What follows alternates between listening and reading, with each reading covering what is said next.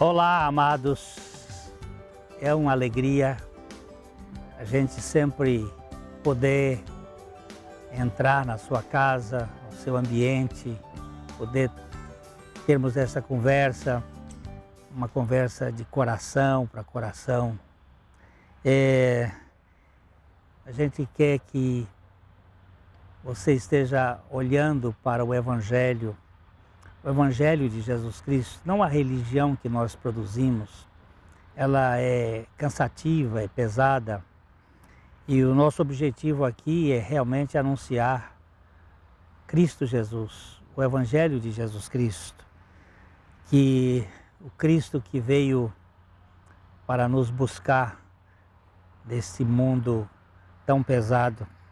E você pode ser um parceiro desse projeto, pode ser um disseminador, fazendo com que essa mensagem chegue ao maior número possível de pessoas.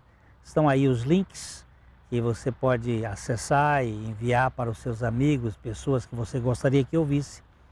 E nós contamos com a sua colaboração, com as suas orações, com a sua participação para a divulgação e para a permanência deste programa no ar, para a glória de Deus, para a edificação de todos aqueles a quem o Senhor tocar pela sua palavra. Nós vamos dar uma paradinha e já a gente volta para continuarmos na nossa conversa. A Livraria PIB Londrina procura selecionar cuidadosamente seus títulos e autores a fim de oferecer um conteúdo alinhado com o Evangelho de Jesus Cristo. Bíblias, livros de teologia, devocionais, literatura infantil, biografias, comentários bíblicos e muito mais. Dispomos também de um acervo de CDs e DVDs das mais de 5.000 mensagens ministradas na Primeira Igreja Batista em Londrina. Visite a Livraria PIB Londrina e conheça ainda mais. Livraria PIB Londrina, de segunda a sexta, das 13h30 às 18 horas. Endereço na Avenida Paraná, 76A, próximo ao Calçadão, bem no centro de Londrina. Ligue para 3372-8921 ou acesse o site www.livrariapiblondrina.com.br. Temos caminhado aqui no nosso programa, visto alguma história dos salmos da Bíblia. Nós temos visto alguns salmos, a importância deles para o povo de Deus, para a história. Eu gosto muito da Madame Guyon, é uma católica do século XVII. Ela era uma nobre e foi muito perseguida na época, mas uma mulher muito preciosa. Ela fala sobre orar a Bíblia, orar a palavra de Deus, que é um processo de a gente não ficar usando as nossas próprias palavras, mas pegar os salmos e orar os salmos. Até na Igreja Católica tem a questão do terço, né? Que o terço eram os 50 primeiros salmos, ou 50 salmos, porque são 150, que a pessoa iria orar, iria rezar, iria participar deste processo de estar olhando a palavra de Deus e orando a palavra de Deus. E nós estamos andando aqui dentro deste conceito de conhecer o pensamento que Deus estabeleceu através dos salmos para a nossa edificação. E o Salmo 121 é um salmo muito interessante, que ele fala da fidelidade de Deus, Deus que guarda os homens na sua fidelidade. Ele começa dizendo no verso 1, elevo os meus olhos para os montes, de onde me virá o socorro? No programa passado nós falamos que esses salmos de 120 a 134, eles são chamados de salmos dos degraus, ou os salmos da peregrinação, que é quando o povo de Israel ia entrando em Jerusalém, eles iam subindo aqueles degraus que havia até o último, 15º degrau, e eles iam, em cada patamar daqueles, eles iam cantando e recitando salmos. Era uma forma de estar congregando o povo em adoração. E o Salmo 121, que é o segundo, cá embaixo ainda, ele olhava lá para cima, para o Monte Hermon, para o Monte de Sião, para o Monte Moriá, e eles olhavam para aqueles montes, e ele disse assim: eu elevo os meus olhos para os montes, de onde me virá o socorro? Aí no verso 2 ele diz: o meu vem do Senhor, o meu socorro vem do Senhor, que fez os céus e a terra. Nós precisamos verificar que há uma cultura que, inclusive, dentro de muitas igrejas hoje, as pessoas vão para os montes para buscar poder, que Deus está lá nas alturas, que você tem que subir ao monte. Tem muita gente que sai com sacos de oração nas costas e vão subir os montes para orar, vão ao Sinai, vão a não sei aonde. E a ideia de que Deus está no alto, essa ideia, ela surge depois do dilúvio. Quando na Babilônia eles construíram inclusive aquele zigurate famoso, a Torre de Babel, que era um lugar que o tope alcançasse o céu, e lá em cima então nós estaríamos na presença de Deus. Mas essa ideia, ela contraria o próprio mover de Deus, porque o Deus da Bíblia é o Deus que desce. Ele desce para encontrar conosco. Se você for ler a Bíblia, você vai ver que todo o movimento que desce é o movimento do Evangelho, enquanto que o movimento que sobe é uma ideia um pouco arrogante, de soberba, de elevação. E ele está começando o Salmo dizendo: eu elevo os meus olhos para os montes, para buscar socorro. De onde vem o meu socorro? O meu vem do Senhor. O Senhor que fez os céus e a terra. Eu não vou ficar localizando Deus em um determinado endereço. Deus não está ali, nem acolá. Ele criou os céus e a terra. Essa ideia, que é chamada na teologia de enoteísmo, quando você põe Deus dentro de um endereço, Deus habita neste local, naquele outro local, é reduzir demais Deus a simplesmente a nossa dimensão. O salmista diz: o meu socorro que eu preciso vem do Senhor que fez os céus e a terra.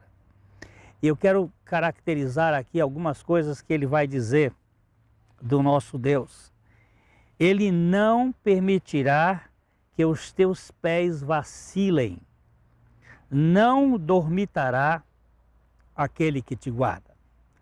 Uma das características que o salmista vê deste Deus é que ele é um Deus que cuida.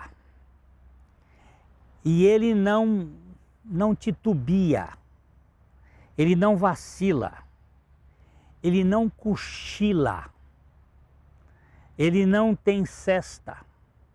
É um Deus que está sempre atento, ele está sempre com a perspectiva de estar observando, analisando, olhando para nós. E ele vai dizer no verso 4, é certo que não dormita, nem dorme aquele que guarda, o guarda de Israel. Não existe possibilidade de Deus estar fora da ação na história do seu povo, de que ele saiu um pouquinho para fazer alguma coisa e esqueceu. Não. todas as coisas, vai dizer o apóstolo Paulo, cooperam, contribuem para o bem daqueles que amam a Deus. Ou uma outra versão que diz assim, Deus faz com que todas as coisas contribuam, cooperem para o bem daqueles que o amam. Porque Ele está atento, acordado, olhando. Não há acidentes de percurso, nem incidentes a propósitos. O Senhor está trabalhando nas nossas vidas para que nós possamos depender dEle neste mundo que é um mundo caído. Eu tenho sempre batido aqui, nós estamos dentro de um planeta que sofreu uma catástrofe, uma hecatombe, um desastre cósmico. Este planeta, ele está envelhecendo, ele passa por uma lei chamada a segunda lei da termodinâmica, a lei da entropia, que mostra que há um envelhecimento. E o próprio profeta Isaías fala de a terra cambaleando como um bêbado. Ela está sofrendo. Por causa de quê? Por causa de uma tragédia que aconteceu neste mundo, que é o pecado que gera a morte, que gera a destruição. E nós não temos vacina contra isto, mas temos um Deus que cuida do seu povo, o Deus que não dorme, que não cochila. Este Deus cuida de cada um de nós, para que nós vivamos dependendo dEle. Todos aqueles que creem, que entregam as suas vidas a Cristo Jesus, podem ter certeza que o Senhor vai dirigir os seus passos. No verso 5, ele diz assim, o Senhor é quem te guarda. O Senhor é a tua sombra à tua direita.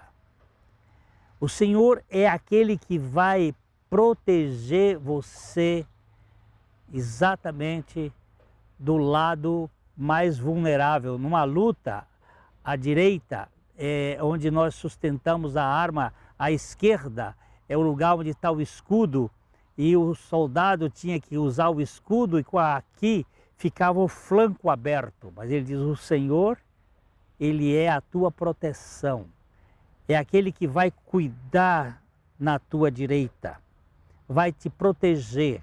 E ele usa aqui no verso 6 duas coisas, de dia não te molestará o sol, nem de noite a lua.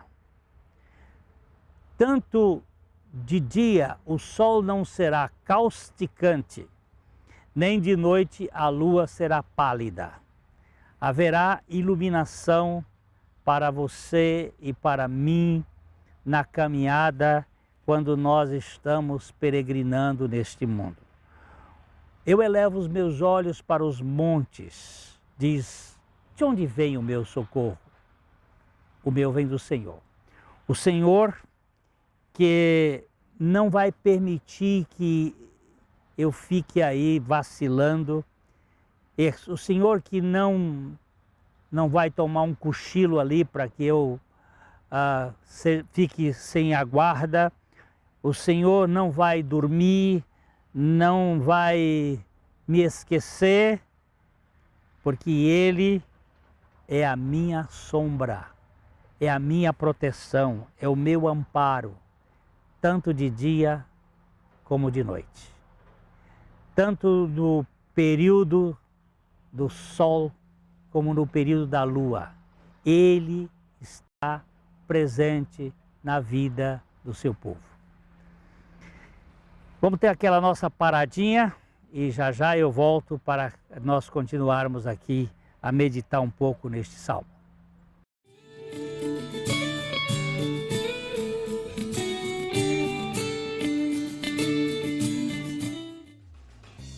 A Livraria PIB Londrina procura selecionar cuidadosamente seus títulos e autores a fim de oferecer um conteúdo alinhado com o Evangelho de Jesus Cristo. Bíblias, livros de teologia, devocionais, literatura infantil, biografias, comentários bíblicos e muito mais. Dispomos também de um acervo de CDs e DVDs das mais de 5.000 mensagens ministradas na primeira Igreja Batista em Londrina. Visite a Livraria PIB Londrina e conheça ainda mais. Livraria PIB Londrina, de segunda a sexta, das 13h30 às 18 horas.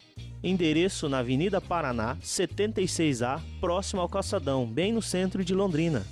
Ligue para 3372-8921 ou acesse o site www.livrariapiblondrina.com.br.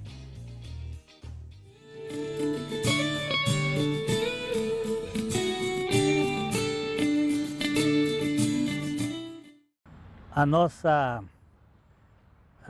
sugestão hoje é esse livrinho, As Bênçãos na Aflição. Esse livrinho já está na 3ª edição, é uma obra que Deus nos deu num momento de lutas. Ele vai falar de algumas aflições que nós temos. Nós passamos por muitas aflições na nossa vida. O deserto, quando nós estamos sozinhos, parece que todo mundo nos abandonou. O vale sombrio, quando a gente está passando por um momento opressivo, de depressão, as bênçãos da tentação. Eu não posso viver sem a tentação, porque a tentação é que me leva ao Senhor. As bênçãos dos espinhos, o apóstolo Paulo fala ele diz que Deus colocou um espinho na carne dele, um mensageiro de Satanás, para esbofeteá-lo, para que ele não se exaltasse. Então é um livrinho bem interessante que vai falando destas questões que eu não posso entender, que nem o deserto, nem o vale estreito, nem as tentações, nem os espinhos sejam maldições, mas são bênçãos para me levar ao relacionamento cada vez maior com o Senhor. E é por isso que nós temos um socorro. Deus é o nosso socorro. Ele é o nosso arrimo, o arrimo da nossa sorte. Ele é o nosso seguro, a nossa segurança. No verso 7, o salmista diz: o Senhor te guardará de todo o mal. O Senhor guardará a tua alma. Uma das coisas que nós precisamos ganhar é a dimensão da presença de Deus nas nossas tribulações. O Salmos 46, 1, é um salmo que é muito interessante também. Davi diz: Deus é o nosso refúgio e fortaleza, socorro bem presente nas tribulações. Deus é o nosso socorro, é a nossa segurança. Onde? Nas tribulações. Eu vou fazer uma pergunta e você me responde aí no coração. Você nunca passou por alguma tribulação? Agora, você já percebeu a presença de Deus nas tribulações? Ele é que vai nos guardar nesses momentos difíceis. Eu gosto também do Salmo 124, 8, quando ele diz assim: o nosso socorro está em o nome do Senhor, o Criador do céu e da terra. O nosso socorro está no Senhor. O Senhor é quem me guarda. Eu sou muito frágil e tenho tendência de ficar muito preocupado com as coisas. Eu tenho temor de que alguma coisa aconteça, porque eu não estou no comando, no controle, no manche, no comando do avião. A turbulência é grande, mas quando Deus está no comando, nós nos aquietamos, nós nos relaxamos. Eu gosto muito da história de uma menininha que ia viajando num navio e o navio passou por um momento de turbulência, o mar muito agitado, aquela vendaval, o navio era açoitado para cima e para baixo, todo mundo em pânico, e a menininha estava lá num balanço, balançando para lá e para cá. Uma senhora que passava por ali, correndo para procurar um lugar mais de abrigo, olhando para a criança, disse: menina, você não está preocupada? Você não está com medo? E ela, sorridente, disse: não. Mas olha como o navio está. Ela disse: meu pai é o capitão. E para ela, o seu pai era o grande herói, era o grande capaz de poder controlar, ele era o capitão do navio. Evidentemente, a compreensão dela é muito limitada, o seu pai era finito, mas nós precisamos ter a compreensão de que há um Deus infinito, todo-poderoso, dirigindo a nossa vida.